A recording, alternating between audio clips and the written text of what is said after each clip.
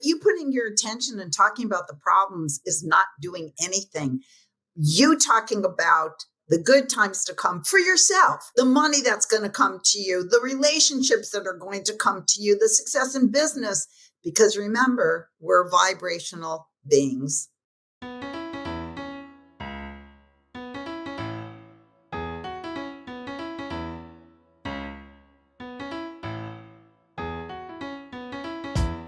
"83% of Americans identify as not very happy, which can hold you back and negatively affect your relationships and your business. On this podcast, we discuss the proven steps to happiness so you can restore balance and rekindle your joy.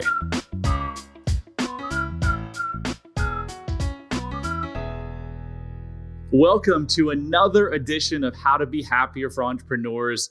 Today is going to be kind of extra special because we've got one of the OGs in the space with us today. Welcome, Debra Poneman. How the heck are you? I am so great, and even greater because I get to be with you. Oh, you're sweet. So we're going to jump right in because I've got so many amazing questions to ask you. So you've been in this world of transformation for many years, and some of today's most renowned transformational leaders are actually your students, which is quite amazing. Can you tell us about your journey and how is it that you're able to coach these ridiculously smart people? Okay, well, I'll give you the Cliff's Notes version, but in the early 1970s, I actually became a teacher of transcendental meditation. And I taught TM to thousands of people through the decade of the 70s. And then at the end of the decade of the 70s, I know everybody's calculating how old I am now. I own it. So at the end of the decade of the 70s, even though I love teaching meditation, I realized that woman does not live by mantra alone. And I needed some adult things like, car insurance and health insurance, or maybe a car to insure. That would have been nice. So I thought, okay, I have got to make some money so I could go back to teaching meditation. And where do people make money? And I thought they make money in LA. I watched the Beverly Hillbillies. So, I knew that was where the money was. So I moved to LA, started selling investments because that's how people make money. Dismal failure. I never sold one except to my dear old dad who bought one because he felt sorry for me. But now I didn't even have my stipend, or I didn't even have my food that I ate at the cafeteria at Maharishi International University in Fairfield, Iowa. So there I am in LA. And you know how that expression, we make plans and God laughs. So I made this plan to make a lot of money in LA, and God had a gigantic yuck over that. But one day somebody invited me to a money seminar at the Learning Annex in LA. This was 1979, 1980. And I go in and the guy is talking about the law of attraction, which was decades before The Secret made it kind of a household concept. And he said this, he said, we are vibrational beings. And if we are vibrating with poverty, I'm never going to get out of debt, I'm never going to find my soul mate. We're like tuning forks. Yeah. If an F sharp is vibrating and a B flat comes towards it, it repels the B flat. And if we're vibrating with poverty and some monetary windfall comes our way, we push it away. Or if our soulmate comes our way, if we're always talking about we're too old, we're too this to find a soulmate. Well, this guy, every single word he was saying that night just vibrated with me. And he also said, go home. And if you don't know what you want to do with your life, write down what makes you happy. So I wrote down, no surprise, talk. And I wrote down travel, and I wrote down be a positive influence on people's lives. And I wrote down work with people who I love, who we have a good time, who we, laugh until we cry and cry until we laugh. And literally the next morning I woke up and I realized I got to do what that guy does. And I started my seminar company. Wow. Yes. But did I say yes to excess? No, it's yes to success. And what I did was I created my success by using the knowledge that I was teaching. I studied, talk about the OGs. I studied Napoleon Hill and Wallace Wattles and Emmett Fox. These were people who wrote their success books. in the 1920s and 1930s, but the knowledge was still relevant. It's still relevant today. Have you read Napoleon Hill's newest book, The Devil? Have you read it? Well, since Napoleon Hill died, I think in 1952, it can't be that new. Well, it actually is, because his wife, or the people inherited it, were like, no, we don't want to talk about it. It's too religious. Two different heirs were like, no. So it did come out in the last 20 years. No. And I haven't read it, but my life partner's read it, and she's like, the stuff that he talks about is like cutting edge neuroscience. Like, that guy had this stuff figured out like eons ago. I am so not surprised, because everything in Think and Grow Rich with Peace of Mind, there's nothing in his books that is not relevant to our lives in 2024. And I can't wait to read that book. I will look it up. No one's told me this before, so thank you. Yeah, I don't know how she found it, but we've done some presentations on it, and the stuff that she has shared is just like, it's amazing.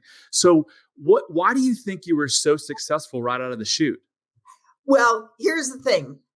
I was successful right out of the chute in 1980 because I just discovered there was a blueprint for success. I just did what these great masters told me to do. But you know what I did? I culled all of the most powerful principles from Wallace Wattles, from Napoleon Hill, from Florence Scovel Shinn, and I used those and I taught those. So everybody didn't have to read like 20 books and listen to 20 cassette tapes. I think maybe it was reel to reel back then. And I just used the principles that I learned. But I'll tell you something else. Do you know the story that I gave up my whole career at the height of my success? Did I ever tell you that? I think you did, but let's hear it again. So this was the early 1980s. And one of the principles that I use, that I learned from all of these great masters, is that an idea comes to you because it is supposed to be manifested by you. That's why we all have different ideas. And what these masters say is that the idea is a gift from God, and who are you to turn it away? And that's why we all have different ideas. You do a podcast on happiness and entrepreneurship, may teach yes to success. Other people teach about leadership. Other people raise orchids. Other people play the violin. But what the masters say is that also, when you have that desire, the talent to fulfill that desire is in the desire itself. It's like the oak tree is in the acorn, right? As my friend Derek Rydell would say, but it's true. And they also say that the creator isn't a trickster. The creator doesn't give you an idea and then say, but I'm not going to give you what you need to fulfill that idea. That isn't how the universe works. So I had the idea to teach success seminars. So because I studied these great masters, I knew that I had the ability to do it. And another thing that I learned from these great masters is, what is sacred must be kept secret. And what that meant to me was, and to them, don't tell everybody what your idea is when it's a tiny seed that can be easily crushed by what I call the discouragement committee. All of those people, right? We know who the discouragement committee is in our life. All the people are going to tell you there are too many podcasts. There are too many books on leadership. There are too many people who are relationship coaches. There are too many vegetarian blogs. Why would you share your idea? Sacred and secret come from the same root. What is sacred, like your precious idea, must be kept secret until it sprouts and it's a strong little plant that can't be easily stomped on by the discouragement committee. And I know that this flies in the face of what so many people say. They say, share your ideas and people are going to hold you responsible or accountable. I mean, really, is anybody? My friend Janet Atwood, of the passion test, we always say to each other, okay, let's hold each other accountable. Then a week later, we're like, what was it that we were going to hold each other accountable for? Yeah. So Debra, look, everyone had access to these great leaders that you studied under. And the fact that you are now teaching some of the most renowned transformational leaders says that you did something different. What did you do differently that everyone else could have done that's led to your success? Well, first of all, you have to understand, I started my company in the 1980s when the only people who knew these ideas were people who were in the science of mind or Church of Religious Science. It was considered very esoteric that your thoughts create your reality. So I think maybe I was one of the OGs that I brought these ideas out in modern terms in the 1980s. So that's why people like Marcy Shimoff, she was actually my personal assistant, and Deepak Chopra, and Janet Atwood, and Steve. I mean, I could go on and give you a list, but I think it was because they were forward-thinking people, and this knowledge. I mean, now The Secret kind of made it a household concept that your thoughts create your reality.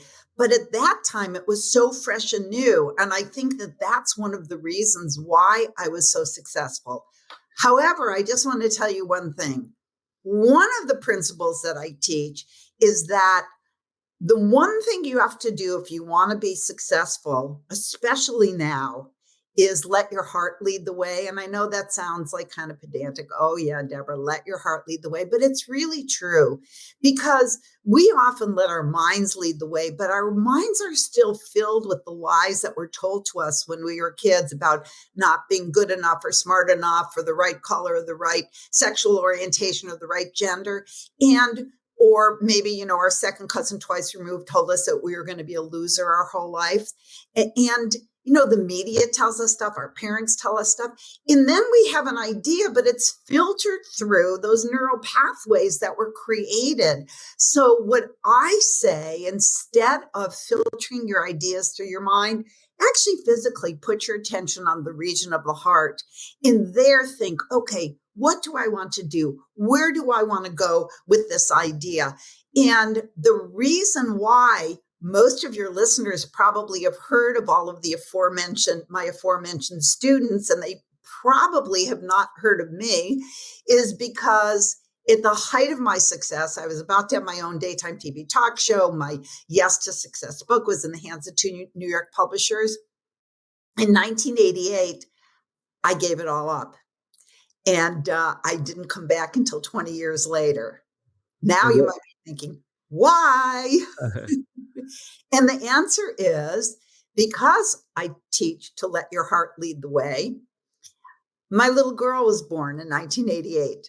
Oh. And when she was born, I took one look at her and I thought, she wasn't that little, but I took one look at her and I thought, people are very attuned to imposter syndrome. And if I taught people to follow your heart, and my heart was with my little girl, I didn't want to leave her to go to the bathroom, let alone I was supposed to go on a tour of Southeast Asia. I would be so inauthentic. And I believe I don't want my authenticity meter being way over in the negative realm. So I knew the concept that the idea comes to you because you're supposed to manifest it. But I also believe that what you were put on earth to do is not going to go away if you take a year out to be with your mother as she's, maybe she has some disease and she needs someone to take care of her, or to go to Africa and hold AIDS babies or whatever it is. And I also believe that your idea is going to go away if you take 20 years out to raise your kids, because my son was born 3 years later. That's amazing. So I'm going to give two real life examples of following your heart instead of your mind. For 20 something years, I followed my mind trying to make a bunch of money in real estate, thinking it was going to bring me happiness. And my life partner spent 25 years at a global IT firm because that's what her mom wanted to do. Now we're both following our hearts, and we're happiness coaches helping people transform their lives by, eliminating these limiting beliefs they have. And we've never been happier. We've never been more purposeful. We've never been more fulfilled. So yes, I need to do, and I think most people need to go from their head to their heart, and not just what they follow, but everything, whether it's partnerships or sexual relations or anything. Like, spend more time in your heart. Absolutely. And again, this sounds like blah, blah, blah, but it's not. I have been in this world teaching this for over 40 years. And I've seen that when people think that some material success is going to bring them happiness, I see what happens. If they don't have the inner success, if they don't have the inner fulfillment, yeah, you can get your big house on the hill. But when you open the doors, it's going to be like one of those fake, houses on a Hollywood movie set. There's empty, there's nothing inside, because no car, no house, no best-selling book is going to fill that emptiness. What's going to fill that emptiness is doing what you love, giving love, being authentic, all of those things that we know, but we have to trust that we live in a benevolent universe. And if you do follow your heart, then you are going to be rewarded, and you will be able to put your head on your pillow on your deathbed and say, I had a life worth living. Yeah, hopefully it won't be your deathbed when you figure this out. But the most important things in life have nothing to do with money. They have to do with the relationship you have with yourself and the relationship you have with people in your life that are important. That's all that really, really matters, and that you're loved and that you give love, just like you said. So you had a near-death experience, which I have not heard the story about. Can you tell us about that? Yes, I did have a near-death experience. And actually, it kind of substantiates what I had been teaching. It happened in 2015, and I'd already been teaching that your thoughts create your reality, that your words have dominion over life and death, as it says in the Bible. Not that I'm any kind of biblical scholar, thou shalt decree a thing and it shall be added unto you. In the Bible, it doesn't say thou shalt decree a thing and hey, give it a chance. You never know, it might be added unto you. No, it says it will be added unto you. So anyway, in 2015, I never get sick. By the way, hint, thou shalt decree a thing, it shall be added unto you. I never get sick. And in 2015, I had just come back from India, like I did a few weeks ago. I go to India often. And when I came home on a Sunday, and on Monday, I wasn't feeling well. So I did what I usually do, took some electrolytes, took some golden seal, whatever it was. Usually that knocks it out. But by Tuesday, I was sicker. And Wednesday, I was sicker. And by Saturday, I was so sick that I was lying in bed. I was living alone at the time. And I thought, I could die here and nobody would know. So I did what any intelligent person would do. I called my local healer, and he looked in on me long distance, and he said, I will help you, but you have to promise you do exactly what I say. And I was really fading. I said, anything. He said, call 911 immediately. Wow. And I couldn't. I said, because I was really fading. So a few moments, or how many moments, I don't know, they had to break in my door because I couldn't even lift myself off the bed. They asked me what hospital I wanted to go to. I said Evanston, because I lived in Evanston, Illinois at the time. And they didn't think they had time to get me the 11 minutes to Evanston Hospital. So they took me to a little hospital around the corner, and they bring me into the ER. They're putting every tube into every orifice, and I start dying. And the reason I knew that I was dying because when my eyes were open, I could see everybody rushing around trying to save my life. And when my eyes were closed, I could also see everybody rushing around trying to save my life. By the way, my blood pressure when they came to my door was 52/28. Whoa. Which is not compatible with life. So anyway, my healer had called my former husband, still my best friend, and he had rushed over to the hospital. And I really looked like I was going to the other side. And while I was in that space between life and death, Brad, you're going to love this. This thing that we say there are no mistakes in the universe? Yeah. Well, I saw in that place between life and death that every single movement of the doctor's hands, every single movement of the nurse's hands, was all guided by a beautiful divine light. And I even saw that one of the nurses fumbled an IV back and dropped it on the gurney, and everybody shot her daggers. But I saw that was guided by a divine light, because when she bent her head down to pick it up, another nurse, so she went, oh, and she went over and she made an adjustment on some monitor that saved my life. So I'm lying there and I'm seeing this light show, and my former husband, had arrived at the time, and this was wild. the nurse, it didn't look like I was going to make it. And the nurse went over to him, put her hand on his shoulder and said, "Don't worry, she's going to be fine." And in that place between life and death, I saw the words, "she's going to be fine," come out of her mouth. The energy of the words, it was like a little My Little Pony rainbow, like did it, and it was light like a rainbow, and it went into my body, and it gave me all of my strength back. It started bringing me into the realm of the living. And then the doctor comes in, looks at the monitor, says in this really gruff voice, "Get that blood pressure up. We're losing her." I saw the words come out of his mouth, accompanied by this like brown, gray gunk. It even smelled in that place between life and death. It smelled like a swamp. "We're going to lose her."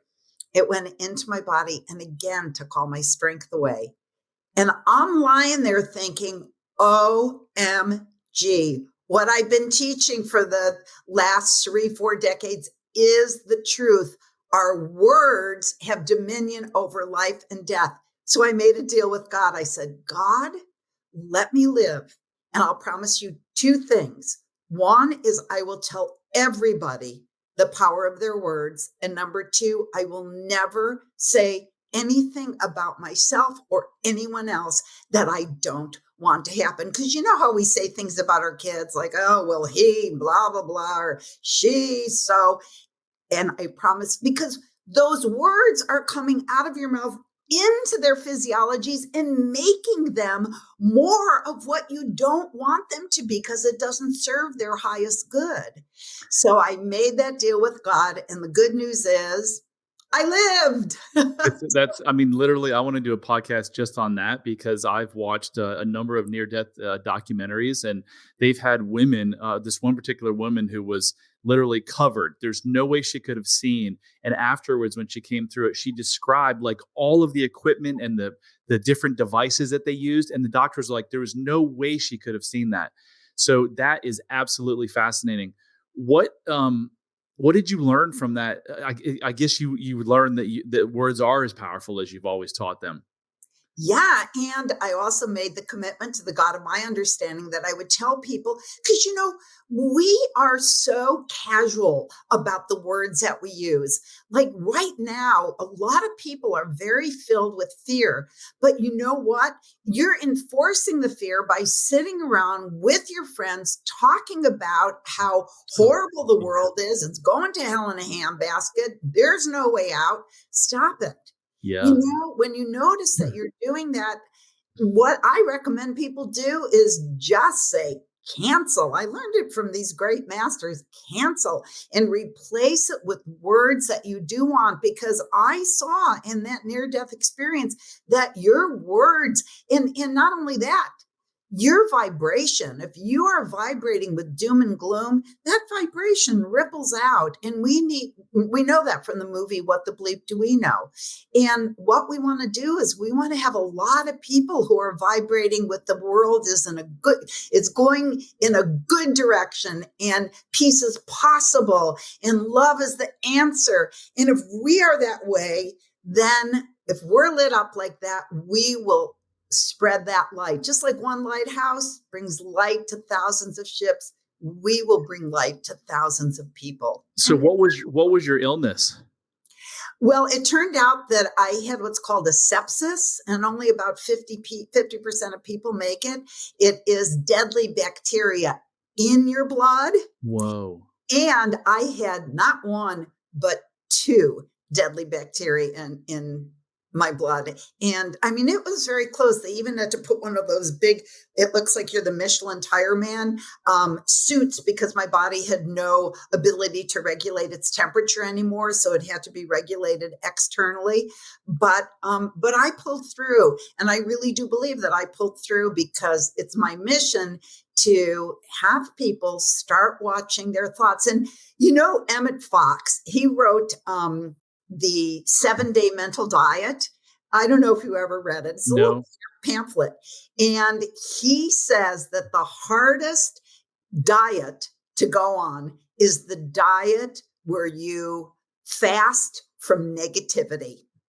Wow. It's funny because right now I'm at the Optimum Health Institute. This is a real background, my quaint little room. And I am fasting on juice and wheatgrass juice, which is somewhere in, and it's pretty hard to fast on juice and wheatgrass juice, but I come here once or twice a year to do a cleanse. But to fast on negativity, he says that it is the hardest thing that you could ever do. And I challenge people, try to go a full day, try to go a full hour without talking ill about somebody or putting down yourself or saying something negative. You will be shocked at how difficult it is to be positive and that doesn't mean that we deny that there are some problems in the world. But you putting your attention and talking about the problems is not doing anything. You talking about the good times to come for yourself, the money that's going to come to you, the relationships that are going to come to you, the success in business, because remember, we're vibrational beings. For sure. So a lot of people who have near-death experiences, they start to go to the other side and then they say that they don't want to come back. You obviously said you wanted to come back, but did you get to that state of, oh my God, this is amazing, or did you not cross over enough? Well, now that you're asking, that was actually my second near-death experience. And that time I did not cross over enough. I was just watching the light show of everybody's words. I hardly tell anybody this, but I actually, one of the, I think they're called nurses assistants. Because I could actually see people's thoughts when I was on the other side, making my transition that time. And I actually heard one of the nurse's assistants saying, I wish you would die already so I could get home. True story. And I saw that energy go into me, but I was already on my way back at that time. But no, I didn't. But I did have another near-death experience. And I did have the decision at that time. It was in 1977. I did have the decision whether I wanted to stay or go. But when I got to that place, there was a little voice that actually gave me a choice. And then kind of pushed me a little in the direction of, you've done enough good, you can go, but there's a lot more that you have to do. So I said, Wow. all right. And I think we're gonna have to do another show about these two near-death experiences because it's fascinating to me. So tell me about, as we're wrapping up here, a couple big questions. I want to hear about the trip to India. Why'd you go there, and kind of what did you learn? And then we're going to wrap by asking, like, what do you do now, and how can people reach you? Okay.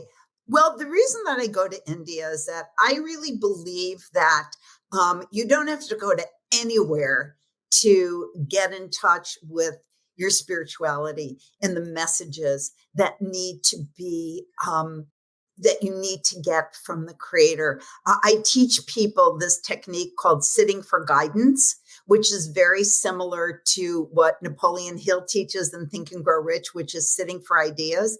He says he never starts his day without taking out a pad of paper and a pen and writing at the top, God, what are you and I going to create today? And then he just lets that pen flow across the page and gets the answer.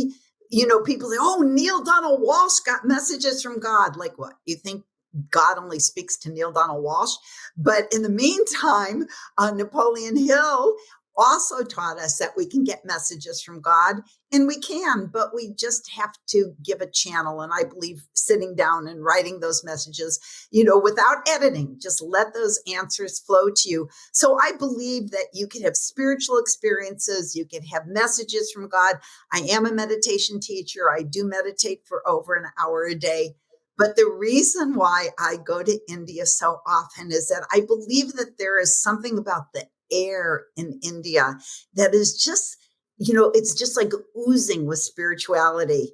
And whenever I go, I tend to move forward in my life in monumental ways. I do teach meditation through the Art of Living Foundation. So I go to the Art of Living ashram, which is outside of Bangalore.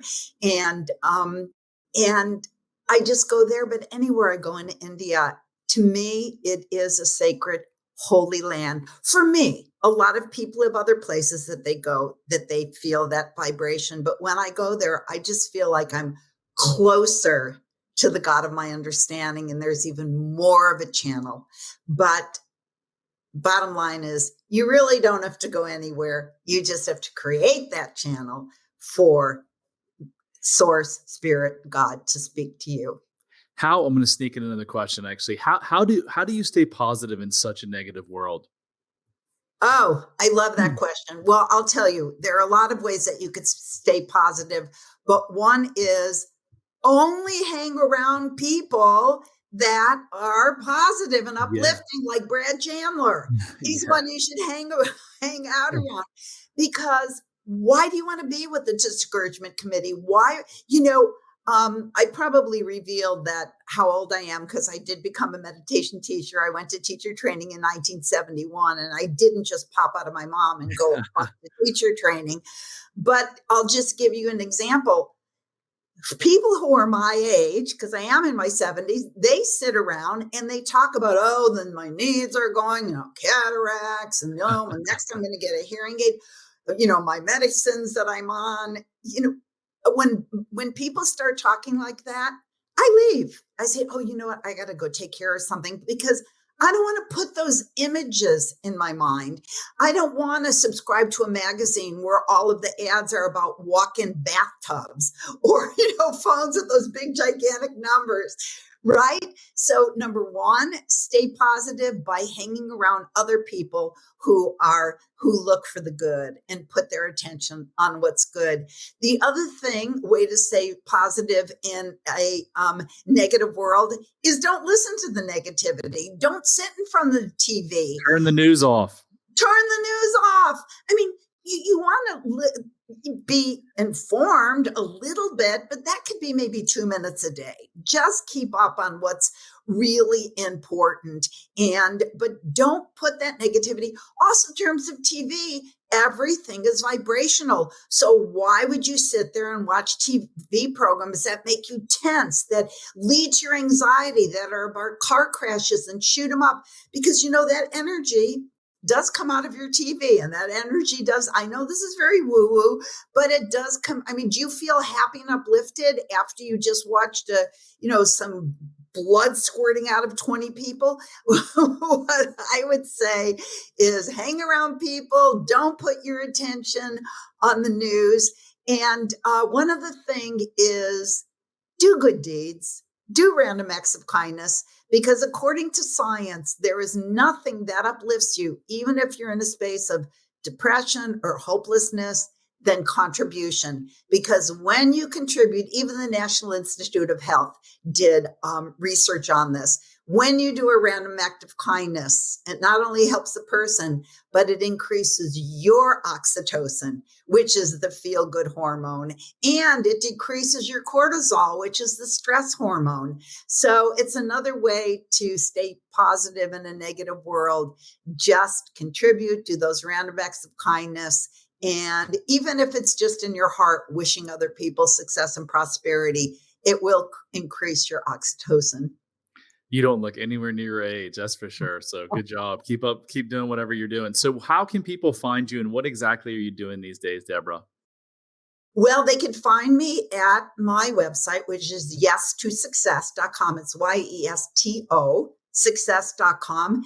And what I do is I teach my Yes to Success course, which is an 8-week course. I gave you some of the concepts, but that's just the tippity tip of the iceberg. And believe it or not, I also teach a course called Ageless, Anti-Aging for Your Brain, Your Body, and Your Future. And the reason I started teaching that is people, when I was maybe 68, 69, people are like, what?